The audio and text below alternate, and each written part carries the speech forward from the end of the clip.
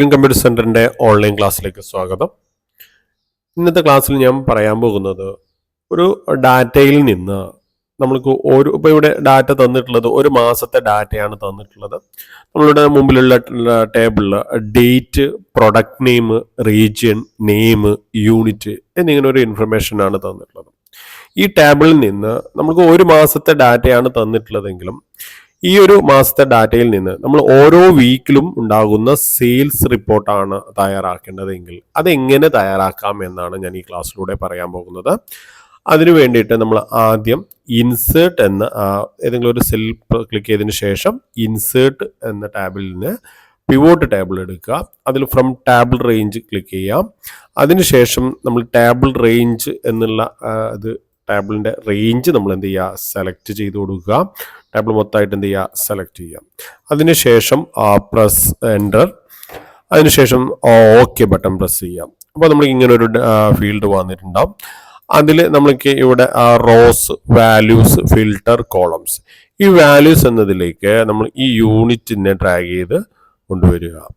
അതിനുശേഷം നമുക്ക് പ്രൊഡക്റ്റ് നെയിമാണ് വേണ്ടതെങ്കിൽ പ്രൊഡക്റ്റ് നെയിം ഡ്രാഗ് ചെയ്ത് വരുന്ന സമയത്ത് നമുക്കിവിടെ പിവോട്ട് ടേബിളിൽ നമ്മൾ ക്യാമറ എത്രയാണ് സെയിൽ ചെയ്തിട്ടുള്ളത്, ചെയർ എത്രയാണ് സെയിൽ ചെയ്തിട്ടുള്ളത്, ലാപ്ടോപ്പ് എത്രയാണ് സെയിൽ ചെയ്തിട്ടുള്ളത്, അങ്ങനെയുള്ള ഡീറ്റെയിൽസ് നമ്മൾക്ക് കിട്ടി. പക്ഷേ നമ്മൾക്ക് വേണ്ട റിപ്പോർട്ട് എന്ന് പറയുന്നത് ഡേറ്റ് വൈസിലാണ്. അപ്പം ഞാൻ ഈ പ്രൊഡക്റ്റിനെ തിരിച്ച് അതിൽ തന്നെ ഡ്രാഗ് ചെയ്തതിന് ശേഷം ഞാൻ ഡേറ്റ് എന്ന കോളത്തെ ഇങ്ങോട്ട് കൊണ്ടുവരുന്നു. അപ്പം നമ്മൾക്ക് ഇവിടെ ഓരോ ഡേറ്റിലും സെയിൽ ചെയ്തിട്ടുള്ള റിപ്പോർട്ട് കിട്ടി. പക്ഷെ നമ്മൾക്ക് അറിയാം ഇത് ഓരോ ദിവസത്തെ സെയിൽസ് ആണ് നമുക്ക് കിട്ടിയിട്ടുള്ളത്. നമ്മൾക്ക് വേണ്ടത് ഓരോ 7 ദിവസം കൂടുമ്പോൾ ഉള്ള സെയിൽസ് ആണ്. അതിനു വേണ്ടിയിട്ട് നമ്മൾക്ക് ഈ കിട്ടിയ ടേബിളിൽ നിന്ന് റൈറ്റ് ക്ലിക്ക് പ്രസ് ചെയ്യുക. അതിനുശേഷം നമ്മൾ ഗ്രൂപ്പ് എന്ന ബട്ടൺ എന്ത് ചെയ്യുക, ക്ലിക്ക് ചെയ്യുക.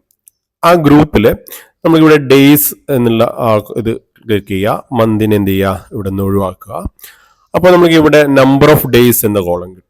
അവിടെ നമുക്ക് എത്ര ദിവസത്തെ സെയിൽസ് ആണോ കാണേണ്ടത്, 7 ദിവസം, ഓരോ 7 ദിവസം കൂടുമ്പോഴുള്ള സെയിൽസ് ആണ് കാണുന്നതെങ്കിൽ അവിടെ 7 കൊടുക്കുക.